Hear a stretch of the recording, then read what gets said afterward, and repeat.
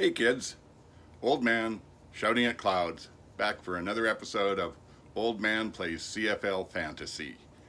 I remain, as always, 100% impartial, completely unbiased, and ready to help you with your fantasy team.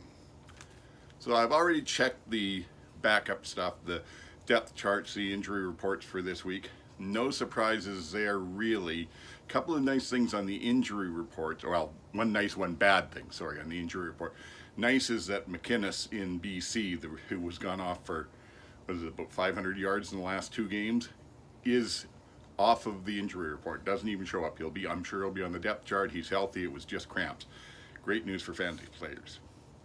The bad news is in Saskatchewan, Yoshi Hardrick is out for long term with a quad surgery. Now, normally a right tackle doesn't necessarily change what you're doing that much, but he is the heart and soul of that Saskatchewan offense. So we'll have to see what happens there. I still expect that they're well coached and Coach Mace will have them going, but I'm not going to take any of their receivers only because, well, I think somebody will get big yards against that Winnipeg defense. I don't know who. Patterson's leaning towards Emlis a little bit, but not much. And the same thing in Toronto. The Hamilton defense, especially the secondary, is a sieve. But who's going to get the yards? You just don't know. So I'm going to shy away from both of those on it. What I am going to look for here is, well, some of my other sort of rules is I don't generally chase big games. What I mean by that is somebody goes off like Wilson did in Winnipeg last week. Huge game. Everybody goes, oh, better have him next week. And it doesn't pay out. Normally, they don't go back to back like that. So I'm going to stay away from anything like that. Now, what I will do, though, is I look for McInnes because he's got a streak going, much like Philpott had in Montreal. So until that cools down, I think he's good points. The other one where I may break my don't chase a big game rule is Pimpleton in Ottawa. He went off real good last week, and they're playing the Elk again this week and on 5 days, so one practice, very little time to adjust to what they're going to do to stop him. So I think I'll take a chance on him if he's cheap. So here's my overall plan going in. I'm going to go for VA, and I'm going to pair him with McInnes. At running backs, I'm going to go for AJ Ouellette because I think that Bomber defensive line is still beat up, and even though they have one reinforcement coming in this week, I don't necessarily see them stopping him. And I'm going to go for Carey because as much as Toronto will be able to pass against Hamilton, I think they stick to their game plan, run a lot to just really keep those big passes open. I think that game could turn into a blowout. So basically what I'm going to do is, like I said, VA, McInnes, AJ, Carey, and Pimpleton. And then from there, I think that's going to be expensive. So what do? I'll have to find a cheap flex player and defense. And everyone says defense isn't worth spending money on anyway, so that's what we're going to do there. Let's head over to the computer and see if we can put this magnificent plan into action.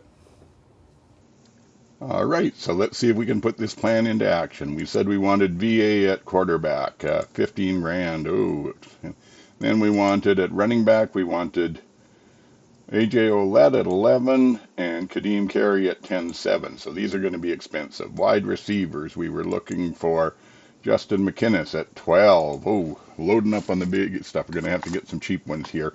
Let's hope that Pimpleton is maybe a little bit cheaper. I did say we would take a look at him. So let's see. Ottawa Red Blacks, where are you? Pimpleton only 4K. That is not bad at all. So, okay, put that back to everybody else. And let's see, that's 17.3 to get a defense and a flex player. So let's see what the cheapest defense is. I can go over here and go by price there. Oh, it is by price there already. So let's see. So 4.5 for them. Yeah, let's select Hamilton there.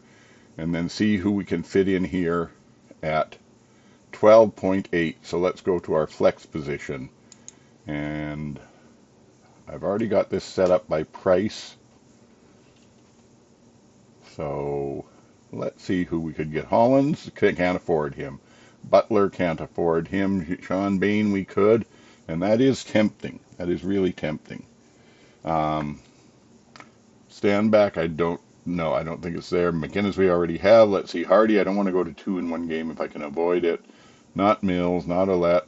I don't think Brady will do very well against the Sasky defense. Already got carried. Tim White, no. Sam Emilus, maybe. Maybe 10-5. That might be worthwhile. Let's see what else we got if we go down here a bit. Dominic Rhymes. He did go off last week, and that's, mind you, that's taming him with Pimpleton, but maybe I should have gone Drew Brown quarterback then. But if I do that, can I do that? Yes, I can. And oh, look, I have 2.8K left here to spend. So let's see if we can cancel out that Hamilton defense and see if we can afford anyone any better. What have we got here? 4.57 for Ottawa, and I've got 7.3. So you know what? I'm going to go with Ottawa. That's what I'm going to do. 300 left over. Make VA my captain, and there we are. That's me locked in. So just to review for those who are on the podcasting, defense Ottawa, quarterback Vernon Adams, running backs AJ Ouellette and Kadeem Carey, wide receivers Justin McInnes and I think it's Khalil Pimpleton. I'm not sure. It says K here, and I'm not even sure of his first name. Sorry about that. But anyway, and the flex to round it out is Dominic Rhymes. I've made BA my captain, and I'm saving those. So that's what I'm doing. You need to decide what you're doing.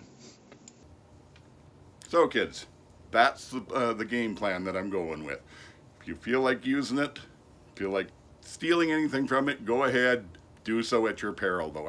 I am averaging overall 125 points a game, but like I said, last week I was down to 74 because I had Cody and he went out.